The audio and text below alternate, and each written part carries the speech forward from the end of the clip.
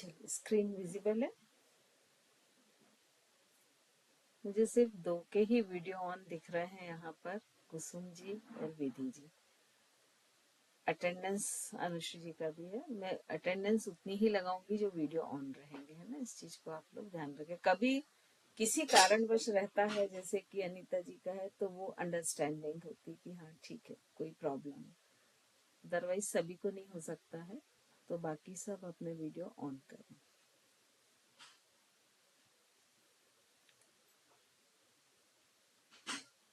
चलिए, तो हम शुरू करते हैं। षट चक्र। षट चक्र को साइकिक सेंटर भी कहते हैं।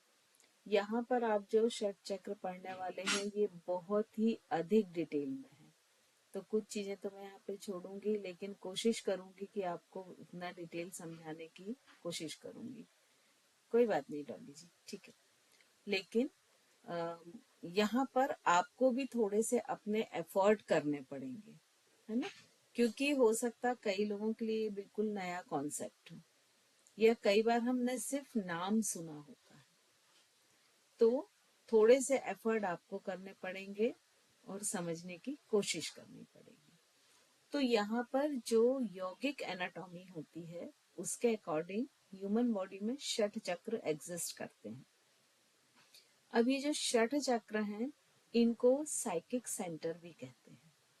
और ये जो षट चक्र हैं, इनकी अगर आप पोजीशन देखें तो ह्यूमन जो बैकबोन होती है, स्पाइनल कार्ड, उसमें पूरे ये 6 चक्र उसमें रहते हैं। और सहस्त्रार चक्र, हम जिसको क्राउन हेड कहते हैं या तालु स्थान कहते हैं सिर पे, वहां पर रहता है। तो अब हम इनका डिटेल थोड़ा सा देखेंगे।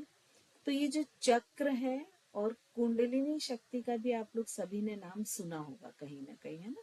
बहुत सारे ऐसे शब्द यूज होते हैं कि कुंडलिनी जागृत कर रहे हैं, कुंडलिनी शक्ति सोई हुई रहती है। तो ये जो कुंडलिनी शक्ति है, ये चूंकि चक्रों से ही रिलेटेड है, इसलिए हम इसी को इसके साथ ही पढ़ेंगे, ठीक है। और ये जो कुंडलिनी शक्ति है, ये जो सबसे नीचे मूलाधार चक्र होता है, उसके अंदर ही रहती है। तो अगर हम देखें तो ये जो चक्र है, चक्र का मतलब क्या होता है, कोई भी एक गोल चीज जो ऐसे गोल गोल गोल गोल घूमती हो, ये हमें मालूम है। तो यहाँ पर ये जो चक्र हैं, ये एनर्जी के ऐसे पॉइंट हैं कि आपको मालूम है, अभी हमने नाड़ियां पढ़ी थी, तो अभी हमने पढ़ा था कि हमारे पूरे शरीर में 72,000 नाड़ियां होती हैं। और उन नाड़ियों का काम क्या होता है कि एनर्जी को पूरे में फैलाना, हर जगह पूरे शरीर में लेके जाना। तो कहीं कहीं जब कुछ नाड़ियां आपस में ज्वाइंट होती हैं, तो वहां पर एक वर्ल पूल बनाती हैं, एक भंवर जैसी रचना बनाती हैं, कि जो ऐसा पूरा गोल गोल गोल गोल घूमता है, और उस स्थान को ही चक्र कहा जाता है। और अगर इंग्लिश वर्ड देखें इसके लिए, तो उसमें हम इसको प्लेक्सस कहते हैं। और जहां पर चक्र हैं, यदि हम साइंस से कंपेयर करें, तो चक्रों की एग्जैक्ट पोजीशन वही है जहां पर ह्यूमन के एंडोक्राइन ग्लैंड्स होते हैं, और जहां पर कुछ नर्व्स गैंग्लियन होते हैं, मतलब नर्व्स के गुच्छे होते हैं, जहां पर बहुत सारी नर्व्स आपस में आके मिल जाती हैं। तो वो ही पॉइंट्स हैं जो चक्र के रूप में रहते हैं। तो ये जो चक्र होते हैं, इनको कैसे देखा जाता है कि ये गोल गोल घूमते हुए भंवर के रूप में है, और जिनमें एनर्जी वेव्स बहुत तेजी से घूम रही हैं, ठीक है। तो अब ये जो चक्र हैं, इनकी बेसिक पोजीशन क्या हो गई कि जो रीढ़ की हड्डी हमारी होती है, उसका जो टिप पॉइंट है, जिसको हम टेल बोन बोलते हैं, जैसे अभी आप लोग बैठे हुए हैं, तो आपकी रीढ़ की हड्डी का जो लास्ट पॉइंट है, जो कि फ्लोर को या आप चेयर पर जिस पर भी बैठे हैं उसको टच कर रहा है, वो लास्ट पॉइंट है। वहां पर कौन सा होता है, मूलाधार चक्र, जो कि ये सबसे नीचे वाला है, ठीक है, या ये इधर पर है। अब इससे 4 अंगुल होता है स्वादिष्ठान चक्र, ये सेकंड। नाभि के जस्ट पीछे जो स्पाइन होती है, वहां पर होता है मणिपुर। हार्ट के जस्ट पीछे होता है अनाहत, ये गले के जस्ट पीछे जो सर्वाइकल्स होते हैं, उनमें होता है विशुद्धि। दोनों आंखों के बीच में जहां हम तिलक लगाते हैं, वहां होता है आज्ञा चक्र। और एकदम क्राउन हेड पर होता है सहस्त्रार चक्र। तो इस तरह से ये चक्रों की कॉन्सेप्ट होती है। अब ये जो चक्र हैं तो इनका मतलब ये होता है कि उस जगह पर एनर्जी बहुत अधिक है, क्योंकि वो वर्लपूल बना रही है, बहुत सी नर्व्स मिल रही हैं आपस में, तो यहाँ पर एनर्जी बहुत अधिक होती है। और ह्यूमन बॉडी में सिर्फ ये षट चक्र ही नहीं होते, ये तो मेन है, लेकिन 108 से लेके 120 चक्रास होते हैं, और वो हाथ पैर और भी कई जगह होते हैं, लेकिन जो बॉडी के बेस मेन चक्रास हैं वो ये 6 चक्र हैं। तो जो भी चक्र होते हैं, जब हम चक्र का डिटेल पढ़ेंगे तो हर एक चक्र का एक एक डिजाइन होता है ना, एक पिक्चर होता है, एक कलर होता है, एक तत्व होता है, पंच तत्वों में से एक देवी होती है, एक देवता होते हैं, एक उनका बीज अक्षर होता है। तो ये बहुत वास्ट में इसकी जो एनाटॉमी होती है वो होती है। लेकिन जितने भी चक्र हैं उनका जो चित्र बनता है तो उसमें लोटस पेटल को ही यूज करते हैं। तो अब लोटस पेटल को ही क्यों यूज करते हैं? क्योंकि ऐसा माना गया है कि कोई भी अगर साधारण मनुष्य है तो उसको यदि मोक्ष तक जाना है तो उसको अपने जीवन के 3 स्तरों को पार करना पड़ता है। सबसे पहला स्तर होता है अज्ञान। तो अज्ञान आप ऐसा मान सकते हैं कि जब कमल का बीज कीचड़ में, कीचड़ के अंदर धंसा हुआ है, वो मनुष्य की कौन सी स्थिति हो गई? अज्ञान स्थिति। धीरे धीरे वो बीज पल्लवित होता है और उस कीचड़ से ऊपर निकल के कहाँ बढ़ना शुरू हो जाता है? पानी में। तो ये जो ऊपर की तरफ उसने बढ़ता हुआ शुरू किया, वो क्या हो गई? उसका प्रयास हो गया या उसके एफर्ट्स हो गए, जिसमें वो अपने अज्ञान की स्थिति से निकल के और ऊपर की ओर बढ़ना शुरू करता है। फिर एक समय ऐसा आता है कि जब वो पानी के भी ऊपर आ जाता है और उस पर कमल का फूल लगता है और वो पूरा ब्लॉसम हो जाता है। वो होती है हाईएस्ट उसकी जो अवस्था है, या मैक्सिमम जहां तक वो जा सकता है। तो इसको कहते हैं प्रबोधन। तो इसको माना है कि ये मनुष्य की हाईएस्ट अवस्था है जहां तक उसकी कॉन्शियसनेस जा सकती है, मतलब सहस्त्रार चक्र तक। ठीक है। तो चूंकि यहाँ पर इससे कमल से एक कंपैरिजन किया गया है मनुष्य की चेतना का, तो इसीलिए ऐसा माना जाता है कि जितने भी चक्र हैं उनके जो डायग्राम है वो लोटस पेटल से ही बनते हैं। तो इस तरह हम देखें कि एक जो लोटस होता है वो सबसे पहले अज्ञान के कीचड़ में रहता है, जिसे हम मनुष्य का अज्ञान, जब तक वो अज्ञान वाली अवस्था में रहता है तब तक हम यही मानेंगे कि वो उसकी चेतना निम्न स्तर पे होती है।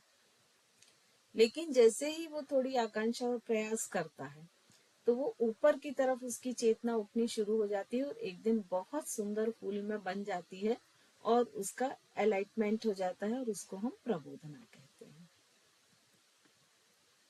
अब ये जो चक्र है इनका संबंध, ये चूंकि साइकिक सेंटर भी है तो ऐसा माना जाता है कि ये जो चक्र है, ये जो ह्यूमन की ये जो कलरफुल बनी हुई है, ये रीढ़ की हड्डी है पूरी।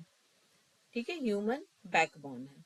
तो इसके भी बीच से एक नर्व जाती है, जो हमने कल देखा था कि जो सुषुम्ना नर्व जाती है, ये रीढ़ की हड्डी कैसे से अंगूठी शेप में होती है, एक के ऊपर एक, अंदर अंदर ऐसा हॉलो होता है। तो वहां से क्या होती है? नर्व्स जाती है। तो वहीं से सुषुम्ना का भी रास्ता होता है और सुषुम्ना के भी अंदर जो तीसरी नाड़ी होती है उसके अंदर ये चक्र जो है वो पाए जाते हैं। और देखो यहाँ पर कुछ एक ये पैटर्न दिए हैं, देखिए सभी में ये लोटस पैटर्न ही दिया हुआ है ना। अभी हम डिटेल में भी चक्रों का देखेंगे। तो यहाँ पर जब बहुत से लोगों ने बोला कि ऐसा तो कुछ भी नहीं है, लेकिन जब एक रीढ़ की हड्डी को ऐसा थोड़ा तिरछा काटा गया तो उसके सबसे अंदर जो उसका ग्रे एक मैटर था, उसके अंदर इन तंतुओं को देखा गया, इन नाड़ियों को देखा गया और वो चक्र का जो पैटर्न था, जो डिजाइन था, उसको देखा गया। तो इस तरह से ये साइंटिफिकली भी प्रूफ हो चुका है। अब इसमें सुषुम्ना नाड़ी की हम बात कर रहे हैं, क्योंकि हमने 3 नाड़ियों की बात की थी, ईड़ा, पिंगला और सुषुम्ना। और आपने ये भी देखा था कि हर चक्र से तीनों नाड़ी निकलती हैं। सुषुम्ना हर चक्र को भेदती हुई बिल्कुल सीधी जाती है, ईड़ा पिंगला स्पाइरल शेप में जाती है। ठीक है, तो यहाँ पे जो ये सुषुम्ना नाड़ी है, ये इस तरह से स्ट्रेट जाती है। अब इसके अंदर भी 3 नाड़ी होती हैं। ये जो ब्लू है ये सुषुम्ना नाड़ी है। आप ऐसा मान के चले कि जैसे एक इलेक्ट्रिक वायर है, इलेक्ट्रिक वायर के अंदर एक और पतला कोटिंग होती है, फिर उसके अंदर वायर होते हैं, इसी तरह से इसको इमेजिन करें। फिर उसके अंदर कौन सी नाड़ी होती है? वज्रा नाड़ी। वज्रा नाड़ी के अंदर होती है येलो कलर की चित्राणी, और उसके अंदर रेड ये दिख रहा है, ये ब्रह्म नाड़ी होती है, और इस नाड़ी के अंदर चक्रों की स्थिति होती है। मतलब यदि इसका हम ऐसा ट्रांसवर्स सेक्शन देखें तो ये ऐसा दिखेगा। सबसे आउट कोट जो है सुषुम्ना, फिर वज्रा, फिर चित्रांगिनी, और फिर ब्रह्म नाड़ी। तो इस तरह से ये नाड़ी इसमें होती हैं। और ये जो एक स्पाइरल आपको दिख रही है, ये ईड़ा और पिंगला है, जो हर एक चक्र पर क्रॉस करती हुई जाती हैं। अब यहाँ पर जो सुषुम्ना नाड़ी होती है वो तमस का प्रतीक होती है। कब तक? जब तक मानवीय चेतना पाश्विक चेतना में रहती है, मतलब अज्ञान के आवरण से ढकी हुई रहती है।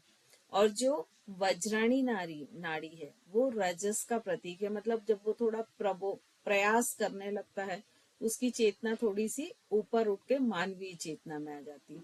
फिर जो चित्राणी है, ये सत्व का प्रतीक है, कि मतलब चित्राणी नाड़ी तक पहुंचते पहुंचते व्यक्ति में की चेतना काफी ऊपर हो जाती है, और मानवीय चेतना से भी ऊपर हो जाती है। और जो ब्रह्म नाड़ी है जिसके अंदर चक्र होते हैं, तो ये प्योर चेतना का प्रतीक होती है, कि उस समय तक व्यक्ति की चेतना प्योर हो जाती है।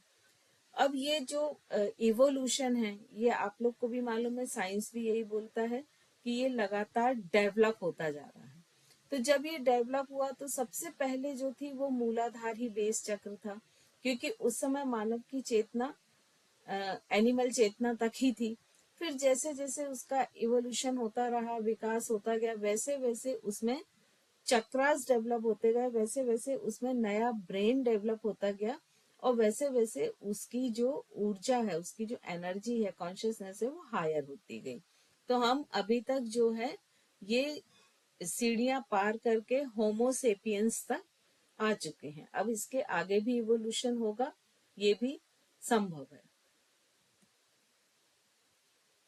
तो अभी मैंने आपको बात की थी कि पशुओं के चक्र अलग होते हैं, देवताओं के अलग होते हैं, तो वो इस तरह से होते हैं। देखिए, ये जो मूलाधार है ये पशु योनि में सबसे ऊपर का होगा, उसके नीचे होगा अतल, वितल, सुतल, तलातल, रसातल, महातल और पाताल। ये 6 चक्र जो होते हैं ये पशु योनि के होते हैं। फिर अगर मनुष्य योनि के आए तो फिर क्या हो जाएंगे? मूलाधार से ऊपर बढ़ेंगे, स्वादिष्ठान, मणिपुरी, अनाहत, विशुद्धि, आज्ञा और सहस्रा। तो इस तरह से ये चेतना लगातार ऊपर की तरफ बढ़ती जा रही है। अब वहीं पर अगर हम डिवाइन पर जाएं तो ये जो सहस्रार है ये सबसे लास्ट होगा उनका। फिर divine knowledge, pure consciousness, spiritual wisdom, higher self, spiritual connect, ये सारी चीजें, ये सारे चक्रास उनमें ऊपर की तरफ बढ़ते जाएंगे, है ना। तो उनका सबसे लास्ट क्या होगा? क्राउन चक्रास होगा। और वो आगे कहाँ बढ़ेंगे? सोल स्टार, स्पिरिचुअल स्टार चक्रा, यूनिवर्सल, फिर गैलेक्टिक, और फिर डिवाइन गेटवे चक्र। तो इस तरह से उनके जो सहस्रार चक्र है उससे ऊपर जो 6 चक्र होंगे, और देव योनि में सहस्रार चक्र है जो सबसे निचला होगा, जैसे कि मानव में मूलाधार है। अब ये जो चक्र होते हैं ये थोड़ा सा डिटेल है, इसको अभी हम छोड़ देते हैं। अब जो कॉन्शियसनेस होती है वो कैसे बढ़ती है? देखिए, तो कॉन्शियसनेस में सबसे पहली जो जागरूकता आती है वो एनवायरनमेंट की आती है। ठीक है, यदि आपको मान लीजिए कोई व्यक्ति बेहोश हो गया है और उसको हम कहीं शिफ्ट कर दें, तो वो उठ के सबसे पहले ये देखता है कि मैं कहाँ हूँ, वेयर एंड व्हेन, मैं कहाँ हूँ, कितने समय से हूँ। फिर जब वो उसके लिए अवेयर आ जाता है तो फिर थोड़ा सा उसमें बिहेवियर आ जाता है कि मैं यहाँ क्यों हूँ, क्या हुआ है मुझे। फिर जब उसकी उस कॉन्शियसनेस की भी फुलफिल हो जाती है तो उसकी कैपेबिलिटी पे आ जाती है कि मैं कैसे आया, क्या हो गया था। जब वो भी हो गई तो फिर उसमें वैल्यू और बिलीव्स आ जाते हैं कि मुझे यहाँ तक कब तक रहना पड़ेगा, मैं यहाँ से कब जा सकता हूँ। फिर उसके बाद जब वो आता है तो आइडेंटिफाई हो जाती है कि यदि मैं कौन हूँ, मेरे घर वालों को इन्फॉर्म किया कि नहीं किया। वो खुद, अगर वो कॉन्शियस है तो वो खुद बताएगा कि मैं ये हूँ, आप फोन करके मेरे ये घर वालों को आप ये इन्फॉर्मेशन दे दीजिए, तो वो लोग आ जाएंगे। और फिर उसके सामने पर्पस आ जाता है। ये जब पूरे ये नीचे की 5-6 चीजें क्लियर हो जाती हैं तब उसको पर्पस क्लियर होता है कि अच्छा, मुझे एक्सीडेंट हो गया था, चोट लग गई थी, मैं बेहोश हो गया, अब मुझे यहाँ पर रिकवरी करनी है। ठीक है, तो ये तो एक अपन ने सिंपल एग्जाम से समझा, लेकिन ऐसे ही कॉन्शियसनेस ऊपर बढ़ती कि सबसे पहले कोई भी कॉन्शियसनेस इस चीज के लिए कॉन्शियस होती है कि उसके आसपास का वातावरण क्या है, वो किस वातावरण में है, उसमें क्या अनुकूल है, क्या प्रतिकूल है। फिर देखती कि उस वातावरण में उसका कौन सा बिहेवियर है जो उसे जीवित रख सकता है, उसको जीवित रहने के लिए क्या क्या करना है, उसकी कैपेबिलिटी क्या है कि अब वो किस कैपेबिलिटी के साथ रहे कि वहां जीवित रह सके, सरवाइव कर पाए। फिर वहां उसको अपने नियम क्या बनाने हैं, फिर वहां उसकी आइडेंटिफाई क्या है, एग्जिस्टेंस क्या है। जब ये सब फुलफिल हो जाता है तब आखिरी में आता है कि अब मेरे यहाँ होने का पर्पस क्या है। ठीक है, तो इस तरह से कॉन्शियसनेस धीरे धीरे एक एक पॉइंट ऊपर बढ़ती है। अब देखिए, ये जो एक ये लर्निंग मेथड होती है, लर्निंग मेथड क्या होती है कि आप जब कोई भी चीज सीखते हैं, कोई भी चीज, वो बिगनिंग हमेशा डिफिकल्ट होती है। मान लीजिए आप कार ड्राइव करना सीख रहे हैं, तो जो बिगनिंग 1 मंथ होंगे वो बहुत मुश्किल होगा, और उसके बाद फिर थोड़ा सा आप उसके यूज टू हो जाएंगे, और धीरे धीरे 6 मंथ या 8 मंथ बाद आप, हो सकता है आप में रिफ्लेक्स एक्शन क्रिएट हो जाए और आप बिना ध्यान दिए कि कोई सामने आया तो ऑटोमेटिक आपका पैर जो है वो ब्रेक को पुश कर देगा। तो ये जो लर्निंग के होते हैं, ये क्योंकि लर्निंग ही कॉन्शियसनेस को बढ़ाती है, तो यहाँ पर इसके 4 पॉइंट होते हैं। सबसे पहले होता है कि अब हम कार का ही एग्जाम्पल लेते हैं। सबसे पहला पॉइंट क्या आता है, इनकॉम्पिटेंट और अनकॉन्शियस। मतलब आपने कभी कार देखी नहीं, आप जानते ही नहीं कि इस टाइप की कोई चीज होती है जिसमें इतना कंफर्ट होता है, आप बस ट्रेन से ही ट्रेवल कर रहे हैं। ठीक है, उसके बाद आता है इनकॉम्पिटेंट कॉन्शियस। अब आप सपोज बस या ट्रेन से सफर कर रहे थे, बाजू से एक कार गुजरी, तो आप इनकॉम्पिटेंट है, आपको नहीं मालूम वो चीज क्या है, लेकिन आप उसके बारे में जागरूक हो गए कि ऐसी कोई तो भी चीज है जिसमें मुझे आराम ज्यादा मिलेगा। अब जब ये हो गया तो आप क्या हुए, उसको जानने के लिए उत्सुक हुए, और आप किस कैटेगरी में आ गए, कॉम्पिटेंट और कॉन्शियस। आपने सर्च किया, उसको देखा, फिर उसको खरीदा, फिर उसको सीखना शुरू किया, तो अब आप किस कैटेगरी में आ गए, कॉन्शियस कॉम्पिटेंट। और फिर जब लगातार आप उसको चलाते रहे तो आप किस कैटेगरी में आ जाएंगे, कॉम्पिटेंट अनकॉन्शियस।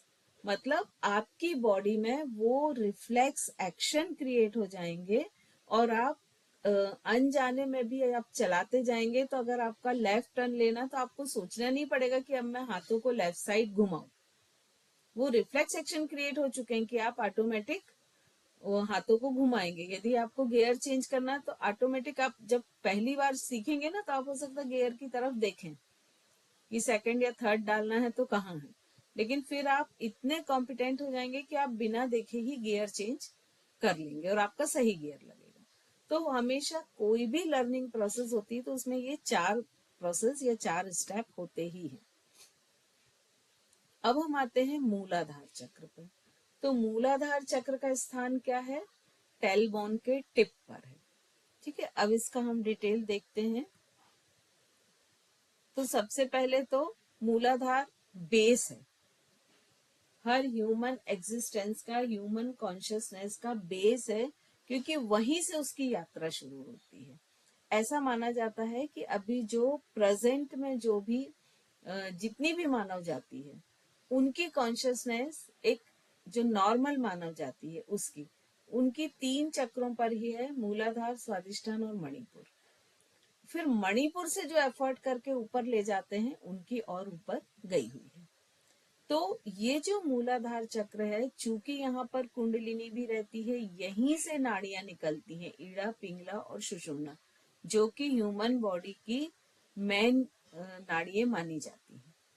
तो ये देखिए, ये येलो कलर का मूलाधार चक्र है, और ऐसा माना जाता है कि यहाँ पर एनिमल कॉन्शियसनेस और ह्यूमन कॉन्शियसनेस का संगम रहता है, क्योंकि मनुष्य के पैरों में भी चक्र होते हैं, जो कि हमने भी आपको बताया था कि बहुत सारे होते हैं।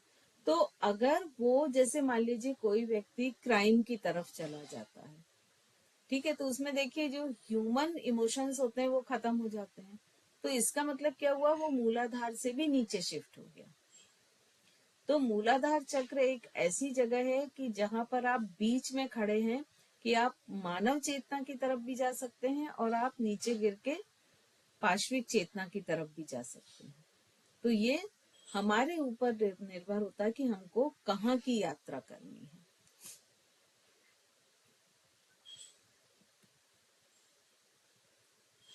अब जब हमारे फादर के बारे में अगर हम देखें, तो उस समय वो एक पशुवत जीवन जी रहे थे, क्योंकि यदि हम पाषाण युग में जाएं तो वहां पर जो ह्यूमन था वो भी कहाँ तक सीमित था, कि अपने वंश की वृद्धि करना, खाना ढूंढना, सोना, सुरक्षा करना, और ये चारों गुण जो हैं वो पशुओं में होते हैं। तो जब उस लेवल पर पाषाण युग में मानव था, वो पाश्विक चेतना के ही अंतर्गत जी रहा था, और लगातार निरंतर वो प्रयास करते करते करते करते ऊपर की तरफ आया है। तो ये जो मूलाधार चक्र होता है, ये चूंकि ये टेलबोन के टिप पर होता है, तो ये कॉक्सिकस सेंटर पर होता है अकॉर्डिंग टू साइंस। और ये सबसे निचला चक्र है, तो ये पृथ्वी तत्व से संबंधित होता है, और ये लाल रंग इसका प्रतीक माना जाता है कि ये चक्र कैसा है, रेड कलर का है। अब ये जो चक्र है, यहीं पर कुंडलिनी शक्ति मानी जाती है। तो ये जो कुंडलिनी शक्ति है, जैसे कि इस पिक्चर में आप देख रहे हैं, जो ट्रायंगल है ये मूलाधार चक्र है, इसमें एक शिवलिंग होता है धूम्र कलर का, जिसमें कि एक 3.5 फेरे मारे हुए एक सर्प के जैसे इमेजिन करके कुंडलिनी शक्ति होती है। और जब वो जागृत होती है, तो जैसे आप इस पिक्चर में देख रहे हैं ना, कि ये एक एक चक्र को ये इस तरह से ये भेदते हुए ऊपर जाती जाती है, बढ़ती जाती है, हर एक चक्र को एक्टिव करती है, और सहस्रार चक्र में शिव का वास होता है। तो यहाँ शिव और शक्ति का मिलन हो जाता है, और जो मानव चेतना है वो अपने मैक्सिमम हाई तक पहुंच जाती है। तो इस तरह से ये कुंडलिनी का कॉन्सेप्ट है। अब ये इसका स्ट्रक्चर कैसा होता है चक्र का, तो ये जो मूलाधार चक्र है, ये तो आपने देख लिया, ये रेड कलर का है, इसमें 4 पेटल्स होते हैं, ये पेटल्स आपको दिख रहे हैं। और यहाँ पर जितने भी चक्र हैं, वहां पर पूरी हिंदी वर्णमाला के वर्ण लिखे हुए हैं, ऐसा माना जाता है। तो इसका जो बीज मंत्र है वो लम माना जाता है, ल के ऊपर बिंदी। इसके पेटल्स पर कौन कौन से, इसमें 4 पेटल हैं, और उस पर कौन कौन सी वर्णमाला के शब्द लिखे हैं, व श श स, ठीक है, ये 4 हैं। इसके देवता गणेश माने जाते हैं, देवी डाकनी मानी जाती है, और अ, इसमें कुंडलिनी शक्ति का भी आगे आएगा। इसके जो तत्व है वो पृथ्वी तत्व माना जाता है, और इसमें ऐसा माना जाता है कि एक ऐरावत हाथी है जिसकी 7 सूंड है, 7 सूंड है, और ये जो 7 सूंड है, ये पूरे पृथ्वी पर जो 7 खनिज तत्व मैन मिलते हैं उनका प्रतीक मानी जाती है। और ये जो खनिज है, ये 7 मिनरल्स होते हैं जो हमारी बॉडी के लिए यूजफुल होते हैं। उन सातों का प्रतीक इसको मानते हैं। फिर इसकी पीठ पर एक स्क्वायर है बहुत बड़ा, उसके अंदर एक ट्रायंगल है जो कि उल्टा है, जिसका पॉइंट नीचे की तरफ है, और इसके अंदर एक धूम्र शिवलिंग है जो धूम्र वर्णी है। और इसमें ये आपको दिख रहा है, ये 3.5 फेरे से लिपटी हुई कुंडलिनी होती है। साधारण अवस्था में जब ये जागृत नहीं होती, यहाँ पर इसका मुंह ऊपर की तरफ दिखाया जा रहा, लेकिन जब ये जागृत नहीं होती तो इसका मुंह नीचे की तरफ रहता है और ये सुसुप्त अवस्था में रहती है। अब ये जो 3.5 फेरे हैं, उसका भी क्या डिटेल है कि ये जो 3 फेरे हैं, मनुष्य के 3 गुण जो होते हैं, सत रज तम, वो उसका प्रतीक है, और जो आधा फेरा है वो कुंडलिनी के उत्कर्षण का प्रतीक है। तो इस तरह से ये पूरा जो मूलाधार चक्र होता है उसकी डिजाइन होती है। अब यहाँ पर जो डांकनी है उनको महाकाली का भी रूप माना जाता है, और ये जो त्रिकोण है, उल्टा त्रिकोण, ये ब्रह्मांड की ऊर्जा का प्रतीक है। ठीक है। और तत्व हम आपको बता चुके हैं, पृथ्वी तत्व है। अब क्या होता है कि ये इसके सकारात्मक गुण क्या है, अगर ये पॉजिटिव एक्टिव है, देखिए चक्र जो है वो एक्टिव होते हैं तो वो दोनों तरफ हो सकते हैं, पॉजिटिव साइड भी नेगेटिव साइड भी, दोनों तरफ। तो जब ये सकारात्मक एक्टिव होते हैं तब इसमें क्या क्या होता है, जैसे स्फूर्ति, उत्साह, विकास, ये सब चीजें मनुष्य में ये सब गुण बढ़ जाएंगे। लेकिन जब ये नेगेटिव में होगा तो क्या होगा, सुस्ती, निष्क्रियता, आत्मकेंद्रण, किसी भी विषय को लेके कोई आसक्ति नहीं है, या जो भोग वाली चीजें हैं उनके प्रति बहुत अधिक आसक्ति हो, तो ये सारी चीजें इसमें हो जाती हैं। फिर मानसिक रूप से जब ये बैलेंस हो जाता है चक्र, ठीक है, क्योंकि चक्रास के क्या क्या टर्म्स हो सकते हैं कि अगर ये एक्टिव हुआ तो पॉजिटिव, नेगेटिव हुआ, यदि ये ब्लॉक हुआ तो ये इसमें नकारात्मक गुण या ब्लॉकिंग हो गई, और यदि ये पॉजिटिव एक्टिव हो गया, बैलेंस हो गया, तब उसके क्या होंगे। तो जब ये बैलेंस हो जाता है तो स्थिरता आ जाती है, इमोशनल बैलेंस हो जाता है, और ये इंद्रिय सुख को भी बैलेंस करता है। अब ये 3 ग्रंथि भी आपको चूंकि मैं बता चुकी हूँ तो रिपीट नहीं करूंगी। ये मूलाधार चक्र पर कौन सी ग्रंथि मिल रही है, ब्रह्म ग्रंथि। ये ओवरऑल मूलाधार चक्र का ये पूरा पिक्चर है। इस तरह से ये ऐरावत, उसके ऊपर देवी देवता, वहां पर ये ट्रायंगल और इसका बीज मंत्र, और यहाँ से ये सुषुम्ना नाड़ी निकली है, और सुषुम्ना नाड़ी के फिर ये अंदर के पार्ट हैं, वज्रा, चित्राणी और ब्रह्म नाड़ी, और उसके अंदर चक्रास। तो इस तरह से इसका। अब ये जो चक्र है, ये हमने बोला कि शठ चक्र है। तो ये देखिए, ये जो 6 जितनी भी ये रीढ़ की हड्डी बनी हुई है, आप दिख रहे हैं, ये रीढ़ की हड्डी से नर्व निकल रही हैं, इस साइड भी निकल रही, इस साइड भी। अब ये जो ब्लू कलर की है, ये क्या है, सर्वाइकल है, जो हमारे गर्दन के पीछे रहती हैं 7। ये जो ग्रीन है ये थोरेसिक है, जो हमारे चेस्ट के पीछे रहती हैं। इसके बाद में ये जो येलो कलर ही बोल सकते हैं, येलो कलर है, ये लंबर है, ये 5 रहती है। और नीचे जो एक थोड़ा ऑरेंज या डल कलर दिख रहा है, ये सैक्रल है। तो इस तरह से ये हमारी बोन स्पाइनल कार्ड होती है, और इनके दोनों तरफ से ये नर्व्स निकल रही हैं बहुत सारी। तो ये जो इसमें आप देखिए, ये स्पाइनल कार्ड है, ये ऊपर से सर्वाइकल जो है उनसे निकल के हाथ में नर्व जा रही है, थोरेसिक से इस चेस्ट रीजन में, फिर नीचे सैक्रल और लंबर से पैरों में दिख रही है आपको। अब क्या होता है कि जो सर्वाइकल की नर्व्स हैं, तो ये 8 पेयर मिलके ये जो एक गुच्छा बनाती हैं, ठीक है। तो यहाँ पर जो जहां पर ये गुच्छा बनता है, जिसको हम नर्व गैंग्लियन बोलते हैं, वहां पर ही कौन सा चक्र पाएगा, विशुद्धि चक्र, क्योंकि गर्दन पे कौन सा चक्र है, विशुद्धि। फिर जो ये थोरेसिक होती हैं, ये मिलकर एक नर्व गैंग्लियन बनाती हैं, तो वहां पर कौन सा चक्र होता है? अनाहत चक्र।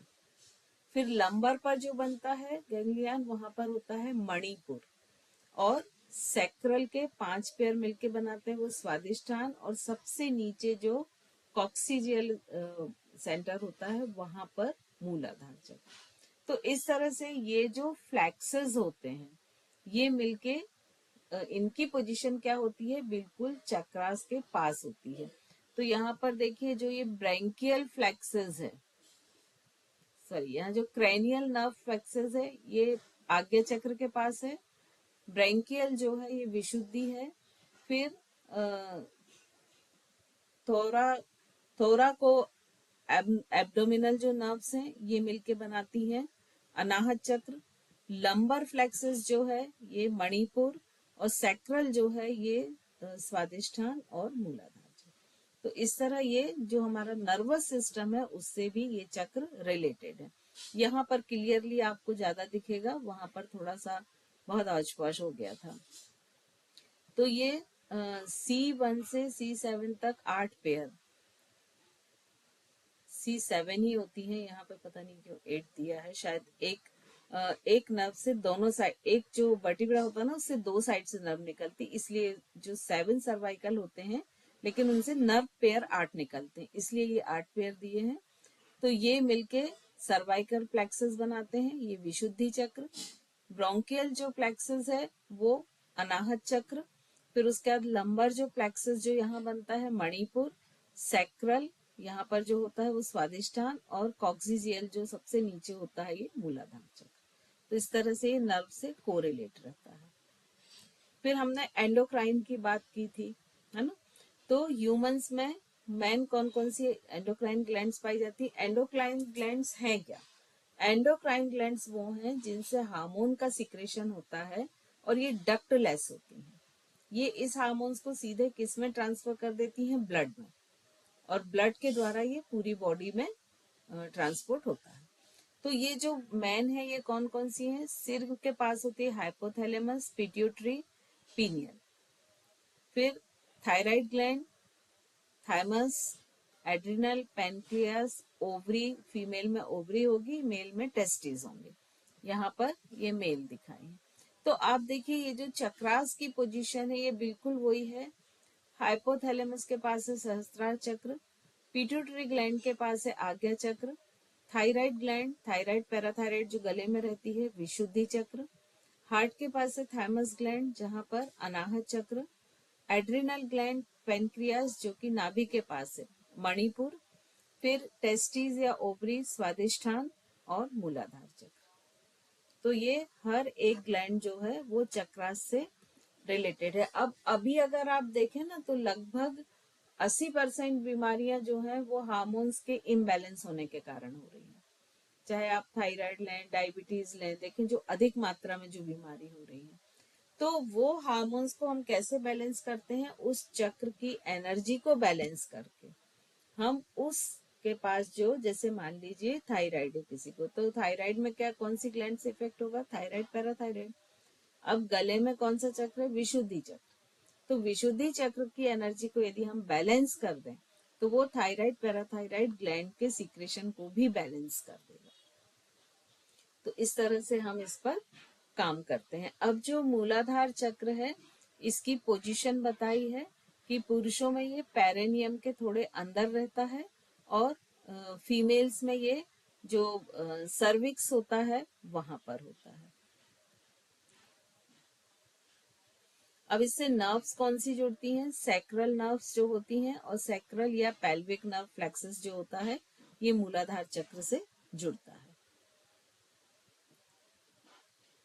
अच्छा, इसमें ये तमोगुण प्रधान होता है, तो अगर ये थोड़ा भी हम इसमें ढील देंगे तो जो इमोशंस होते हैं वो अपराध भाव, मनोग्रंथि, डिप्रेशन में होना, अवसाद में आना, ये सारी चीजें, एक्सट्रीम सेक्स इमोशंस, जाग जाना, इस टाइप की चीजें जो होती हैं वो सब डेवलप होती हैं। तो जब तक मूलाधार का शुद्धिकरण नहीं करेंगे तब तक मस्तिष्क का, क्योंकि ये जो 6 चक्र है ना ये ब्रेन में भी इनके सेंटर हैं, 6 चक्र के कौन कौन से हैं, तो तब तक इसका ब्रेन में जो पार्ट है वो कैसा रहेगा, तामसिक अवस्था में रहेगा।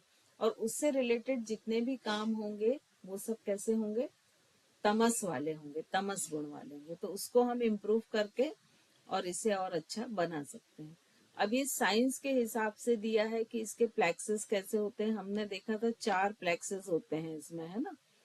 तो थोड़ा सा मैं डायग्राम, ये देखिए, ये जो चित्र बन रहा है ये एक पोस्टमार्टम किया है बॉडी का, जिसको चक्रों से जोड़ा गया है। तो ये जो प्लेक्स बन रहा है, तो इसमें जो 4 पेटल है वो एज इट इज 1 2 3 4 पेटल जुड़ रहे हैं। ये ट्राइंगल है, इसके अंदर ये सारे शिवलिंग टाइप का स्ट्रक्चर दिख रहा है।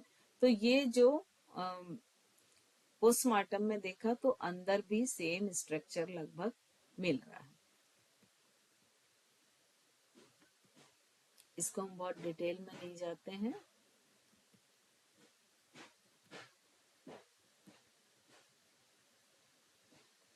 ठीक है, तो अगर हम साइंटिफिक रूप से देखें तो इसके जो 4 प्लेक्सेस हैं वो साइंटिफिक रूप से कौन कौन से हो जाएंगे, सेमिनल प्लेक्सेस, वेसिकल प्लेक्सेस और middle rectum plexuses, uterus plexuses. तो ये 4 प्लेक्सेस इसके 4 पेटल हो जाएंगे।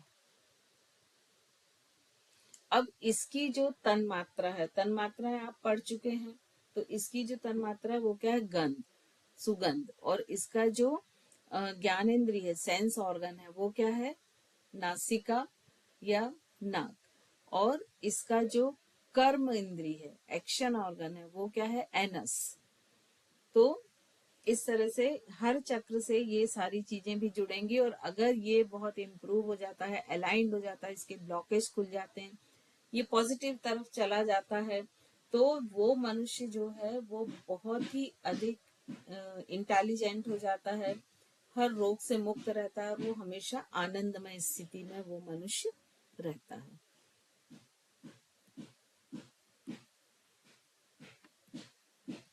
हमको शायद थोड़ा और फास्ट करना पड़ेगा। अब ये मूलाधार चक्र को अलाइन करने के, उसको पॉजिटिव एनर्जी बढ़ाने के तरीके हैं कुछ, कि जैसे प्रकृति से जुड़े, क्योंकि मूलाधार चक्र का जो तत्व है वो क्या है, पृथ्वी है, तो उससे जुड़े। फिर कुछ सकारात्मक एफर्मेशंस हैं, उनको आप रिपीट करें। उसके बाद अपने आप को रेड कलर से ज्यादा घेरें, क्योंकि ये इसका कलर क्या है, रेड है। फिर उसके बाद में कुछ ग्राउंडिंग पोज होता है, अगर जमीन से, सतह से हम टच करके लगातार बैठे योगाभ्यास करें तो पृथ्वी तत्व बढ़ता है।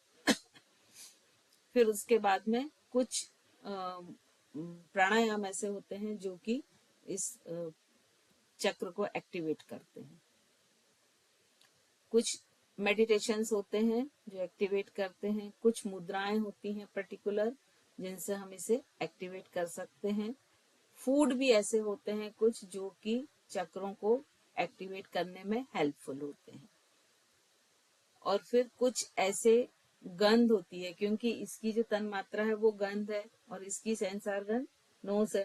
तो कुछ ऐसी गंध होती हैं कि जो पर्टिकुलर इस चक्र को खोलने में, इसके ब्लॉकेज को बैलेंस करने में हेल्पफुल होती है। कुछ मसाज ऐसी होती हैं एक्टिवेट करने के लिए। फिर कुछ क्रिस्टल होते हैं, जैसे रेड कलर के जो क्रिस्टल होते हैं, उसको आप हाथ में लेके बैठें और करें तो वो ज्यादा अच्छा हो जाता है। फिर कुछ ऐसे होती हैं मुद्राएं होती हैं, जैसे अगोचरी मुद्रा है। और कुछ मेडिटेशन ऐसे होते हैं जो गंध से रिलेटेड होते हैं, पर्टिकुलर खुशबू के साथ, तो वो इसको एक्टिवेट करने में हेल्पफुल होते हैं। ये 2 मुद्राएं हैं जो इसको एक्टिवेट करने में हेल्पफुल होती हैं। वज्रोली, मूलबंध, अश्विन मुद्रा, ये तीनों से, वज्रोली, सहजोली, मूलबंध और अश्विन मुद्रा, ये सब होती हैं जो इसे एक्टिवेट करने में हेल्पफुल होती हैं।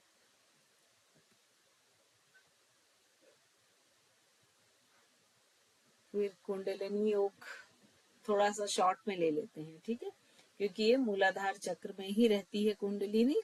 और ये कुंडलिनी का मतलब होता है कि कोई ऐसा कुंड जैसा गहरा स्थान जहां पर कि कोई गड्ढा या छेद है। तो ये जो कुंडलिनी है, जैसे हमने आपको बताया था कि ये पॉजिटिव साइड भी जा सकती है, नेगेटिव साइड भी जाती है चक्र की एनर्जी। तो यदि ये चक्र की एनर्जी या चक्र की एनर्जी कुंडलिनी से ही जागृत हो रही है। तो यदि ये जागृत है और अनियंत्रित है तो ये महाकाली का रूप लेती है, और जो कि कंट्रोल में नहीं रहती है और जो विध्वंस की प्रतीक है। लेकिन वहीं अगर ये नियंत्रित है तो ये दुर्गा का रूप लेती है, जो कि नियंत्रित फोर्स के साथ काम करती है। फिर इसका जो प्रतीक है वो सर्प है। तो ये जो 3.5 कुंडली हैं, तो ओम की 3 मात्राएं भी मानी जाती हैं, भूत भविष्य वर्तमान भी माना जाता है। मानव के 3 गुण तमो रजो सतो गुण भी माना जाता है। मानव की 3 अवस्थाएं जागृत सुसुप्ति स्वप्न, उनका भी प्रतीक माना जाता है। तो ऐसा बहुत सारी चीजों का प्रतीक इस 3 फेरों को माना जाता है। फिर ये कुंडलिनी इस तरह से जागृत होके जाती है ऊपर, और जब कुंडलिनी का जागरण होता है तो उस साधक के शरीर में बहुत सारे चेंजेस होते हैं। और वो चेंज करने के लिए, मतलब ऐसा मान के चलिए कि जितनी भी सेल्स हैं वो पूरी तरह से चार्ज हो गई हैं, और उसको संभालने के लिए बहुत जरूरी है कि आपके पास कोई गुरु हो जो आपको सही डायरेक्शन दे। उस समय हो सकता है आपकी आवाज चेंज हो जाए, आपके शरीर की स्मेल चेंज हो जाए, जो हार्मोन है वो भी चेंज हो जाएंगे, क्योंकि आपने देखा है कि जो एंडोक्राइन ग्लैंड से वो बिल्कुल पास रहती हैं। तो ह्यूमन बॉडी में बहुत सारे चेंज आते हैं जब ये जागरूक होती है।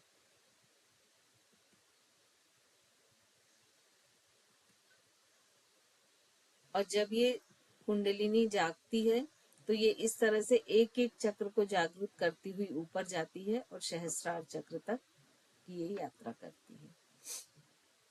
ये नाड़ियां हम पढ़ चुके हैं, जो प्रमुख नाड़ियां हैं इसको भी आप देख चुके हैं। 3 नाड़ियां जो हैं,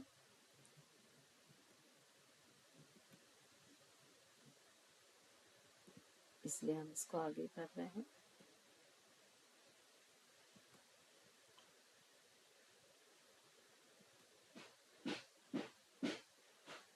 अब इसमें जो कुंडलिनी है, तो ये एक डॉक्टर हैं international association for religion and parapsychology के, इनके हैं डॉक्टर हिरोशी मोटोयामा। इन्होंने इस पर बहुत काम किया है और इन्होंने चक्रों की एनर्जी को चेक करने के लिए चक्र उपकरण भी बनाया है, एपरेटस, जिससे किसी के भी चक्रों की एनर्जी को चेक किया जाता है। चीवा यूनिवर्सिटी जापान के भी डॉक्टर नागाहामा हैं, जो बहुत सारे कुंडलिनी और चक्रास पे काम कर रहे हैं। इन्होंने नाड़ियों को प्रूफ किया है कि नाड़ियां किस तरह से काम करती हैं। ये डॉक्टर मोटोयामा ने बहुत सारे एक्सपेरिमेंट किए हैं, उसमें से एक ये एक्सपेरिमेंट है कि किस तरह से एनर्जी जो है वो बॉडी में फ्लो होती है और काम करती है। और ये जो कुंडलिनी है ये लगभग सभी मनुष्यों में ये पैसिव मोड में है, निष्क्रिय अवस्था में रहती है, और जैसे ही सक्रिय होती है तो उसकी चेतना बढ़ने लगती है। मैंने आपको बताया था कि ब्रेन में भी 6 चक्रों के पार्ट हैं। तो ये इस तरह से रहते हैं कि यदि सिर के ऊपर एक व्यक्ति ऐसा उल्टा लेटा हुआ हो तो यहाँ पर मूलाधार, इस पर अगर आप आज्ञा चक्र से पीछे तक एक लाइन खींचते हैं तो उस लाइन पर सबसे पीछे मूलाधार, स्वादिष्ठान, मणिपुर, अनाहत, विशुद्धि, आज्ञा और सहस्रार। इस तरह से ये चक्रों की ब्रेन में लोकेशन होती है, ह्यूमन ब्रेन में। तो क्या होता है कि जैसे मूलाधार चक्र इफेक्टेड हुआ तो ब्रेन का ये पार्ट जिन जिन चीजों के लिए रिस्पॉन्सिबल है, जो फिजियोलॉजी के लिए, उनमें चेंजेस आ जाएगा। अभी जब कुंडलिनी शक्ति जागती है तो ये ब्रेन को इस तरह से पूरे एक्टिवेट करती है, और उसमें जितना भी पूरा ग्रे मैटर होता है और लिक्विड होता है वो सब ब्राइट हो जाता है, जिसको हम सेरिब्रो स्पाइनल फ्लूइड बोलते हैं। वो पूरा जो होता है उसका जागरण हो जाता है और उससे स्टिमुलेशंस पूरे ब्रेन्स में जाते हैं।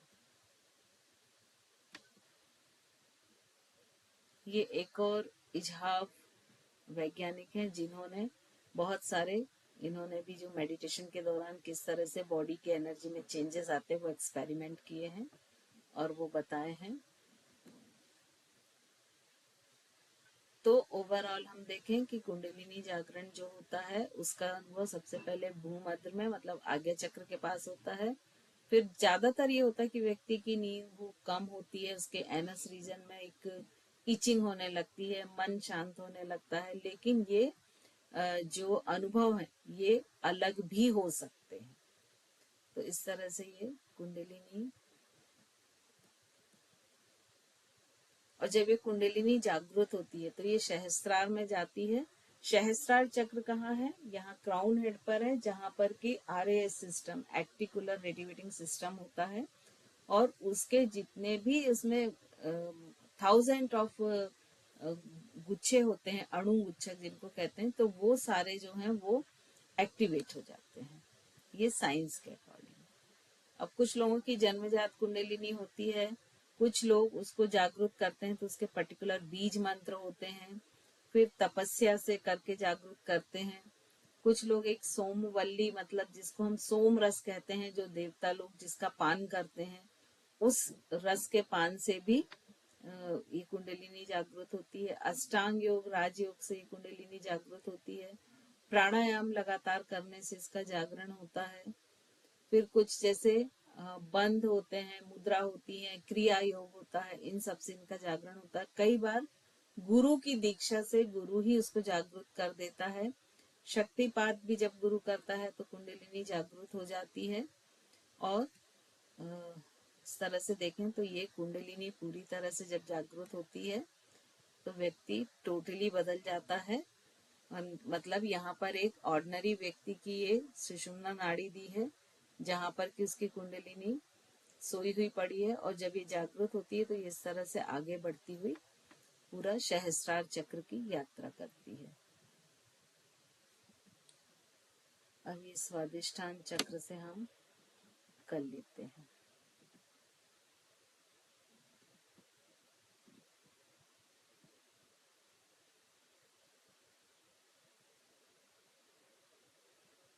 तो आज आपने जो पढ़ा वो मूलाधार चक्र था, ठीक है। थोड़ा सा ऊपर से गया, थोड़ा सा लेंदी है, लेकिन अगर आप इसको दोबारा पढ़ेंगे तो आपको बहुत इंटरेस्ट आएगा, क्योंकि चक्र जो है बेस है। इसीलिए आजकल आप देखिए चक्र थेरेपी बहुत अधिक होती है ना। तो इसको आप जितना डिटेल में पढ़ेंगे, जितना दूसरी चीजों से कोरिलेट करेंगे, उतना आप अच्छा थेरेपी कर पाएंगे योग में। नहीं, तब से मुझे काफी इंटरेस्ट था, तो मैंने पढ़ रखा है, अलग अलग जगह से इसके बारे में पढ़ा हुआ है। तो काफी आपने तो बहुत ही ज्यादा डिटेल में आप बताया है, और मतलब हमें एक ही जगह पर सारी चीजें मिल गई हैं। हाँ, तो इसको आप हाँ, कोशिश बहुत ही करिए कि जी डिटेल में पढ़ें। जी। मतलब ये मैम अपने नॉलेज के लिए पढ़िए। मेरा भी ये चक्र पढ़ा हुआ है, लेकिन मैंने केवल इतना ही पढ़ा कि कौन सा कलर होता है, कौन सा मंत्र होता है, कहाँ इफेक्ट होता है, इसको एक्टिवेट करने के कौन से आसन होते हैं और इसके क्या बेनिफिट होते हैं। बट आपने जो आज पढ़ाया वो बहुत ज्यादा डीपली था। हाँ, एक्चुअली वो एक सुपरफिशियल नॉलेज है ना, कि जो जनरल हम योग करते हैं। तो यहाँ मेरा पढ़ाने का उद्देश्य, देखिए एग्जाम पॉइंट ऑफ व्यू से तो ये बिल्कुल भी नहीं है ना। इतना डिटेल ना ही आपको लिखना है और ना ही है। लेकिन मेरा सोचना है कि यदि आप पीजी कर रहे हैं तो आपका नॉलेज होना चाहिए उतना, है ना। तो वो सिर्फ इसका पढ़ाने का उद्देश्य यही है। Dolly ji. Yes ma'am. Ma'am, मुझे आप थोड़ा सा कुंडलिनी के बारे में बता देंगी? मतलब अभी तो ये, वही बात की हमने सारी। हाँ, तो मतलब ये चक्रों के बारे में सुना है, पर मतलब मुझे उतना ज्यादा नहीं पता। तो ऊपर से तो नहीं, मतलब समझ में आ रहा था, पर ये कुंडलिनी कैसे, क्या? इड़ा, पिंगला, सुषुम्ना, ये नाड़ियां हैं, है ना, ये नाड़ियां। नाड़ियां हैं। और ये कुंडलिनी, ये कुंडलिनी एक पावर है, एक ऐसा पावर है जो हर मनुष्य में है ना। अच्छा। लेकिन वो निष्क्रिय अवस्था में। मैम ये सब सच में इफेक्ट करती है? मतलब लोग बिल्कुल। मिथ समझते हैं इसको, ये कितना इफेक्टिव होती है? अभी तो अब साइंस से प्रूफ होता जा रहा है ना। कब तक मिथ समझ के आंखें बंद करके रखेंगे, है ना। और 100% वो प्रूव हम लोग नहीं कर रहे हैं, कहीं ना कहीं बाहर से ही हो रहा है। वो क्या ये वाला रास्ता थोड़ा सा मतलब मुश्किल है, लोग पिल्स लेके उड़ करके अपने आप को ठीक कर लेते हैं, लेकिन ये वाला चूज नहीं करते। मेहनत लगती ना। हाँ गुरु के अंडर में ही हमें करना चाहिए। हमने कुछ भी हाँ हमने मैम, मिस्टेक की इसके साइड तो इफेक्ट भी होते हैं कि साइड अगर इफेक्ट हम बहुत बिल्डिंग ज्यादा मनमर्जी नुकसान से भी हो करें सकता है। इंसान को देखें, अनकॉन्शियस भी हो जाता है, पागल भी हो जाता है। एक चीज मैं आपको बताऊं, यदि हम सबसे सुपर पावर माने इस जमीन का अपने, जिसकी हमको जानकारी, तो हम उसको भगवान लेंगे, राइट? उससे बड़ी कोई शक्ति नहीं।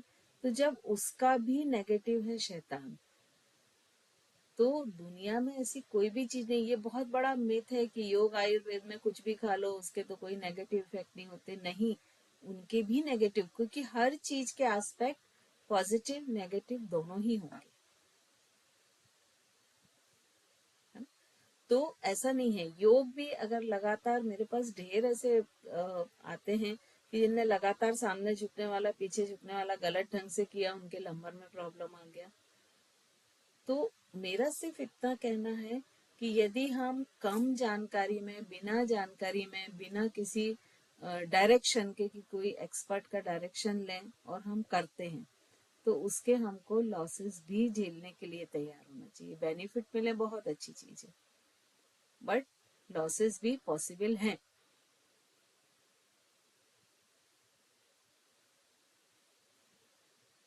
चलिए, और किसी का कोई क्वेश्चन है क्या?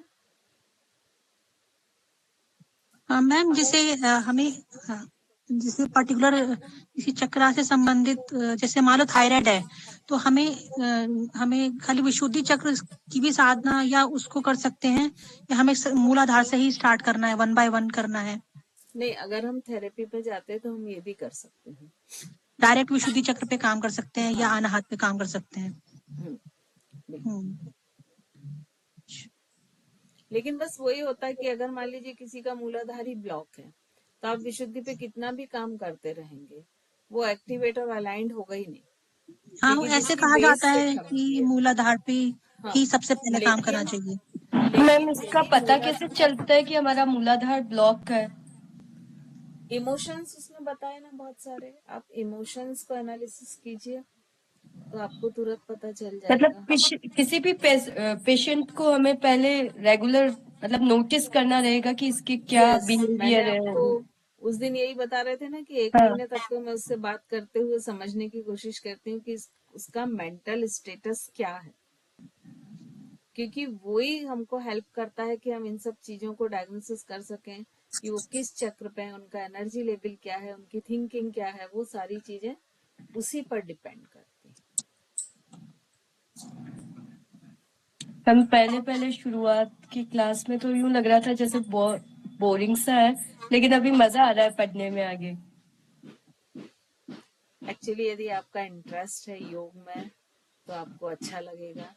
अभी बहुत मजा आ रहा है, अभी बहुत नॉलेजेबल चीजें मिल रही है। पहले वो शुरुआत की क्लास में तो यूं लग रहा था जैसे क्या है, कुछ समझ भी नहीं आ रहा था।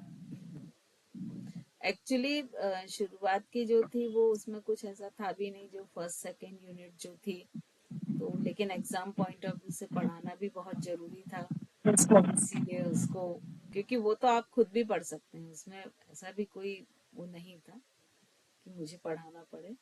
इसीलिए मैंने 3rd यूनिट थोड़ी सी डिटेल में ली है कि आप लोग इसको थोड़ा एंजॉय भी कर पाए और थोड़ा सा आई ओपनिंग भी हो कि अच्छा ऐसा भी होता है, ऐसा तो हमने सोचा ही नहीं था, है ना? कहीं ना कहीं तो हमारी आंख खुलती है ना किसी इंसिडेंट से। चलिए, किसी के क्वेश्चन मैम नहीं? हाँ, बोलिए। मैम जो असाइनमेंट बनाना है तो वो पेजेस पे बनाना है या फिर कॉपी में?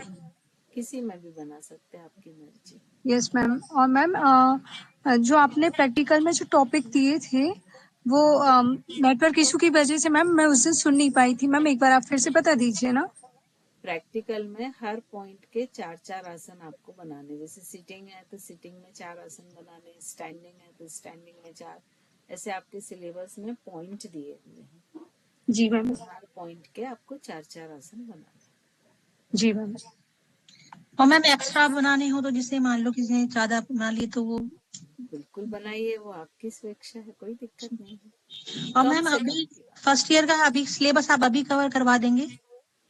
हाँ, तभी तो आप एग्जाम देंगे, सिलेबस नहीं, कवर आप नहीं यूनिट करवाएंगे। 3, अभी हमें यूनिट 1 आ रहा है, जैसे आप हम यूनिट 3 पढ़ रहे हैं, तो आप ये सब अभी जितना भी सिलेबस आ रहा है फर्स्ट ईयर का, MA फर्स्ट का। नहीं, ये फर्स्ट सेमेस्टर में ये पूरा पूरा आएगा, ऐसा नहीं आएगा यूनिट 1 बस। अच्छा। ऐसा किसने बोला आपको? हाँ, क्योंकि सेकंड सेमेस्टर का सिलेबस अलग है, आपके पास जो सिलेबस है उसमें देखिए आप, है ना? तो ऐसा नहीं है, जो 5 यूनिट हैं वो आपके सेमेस्टर 1 की हैं, ये 5। मैम एनुअल एग्जाम जब की कोई डेट आई क्या? अभी तो मेरे पास तक तो कोई भी नहीं आई है। मैम एक्चुअली अगले महीने ना फैमिली फंक्शन है, तो वही टिकट्स बनाने का था, तो अगर एग्जाम की डेट पता चल जाती ये तो। आपको उषा मैम से पूछना पड़ेगा। मैम हाँ, वो भी बता रहे हैं कि उनको भी नहीं पता है। हाँ, नहीं जब मैम, जब मेरी खुद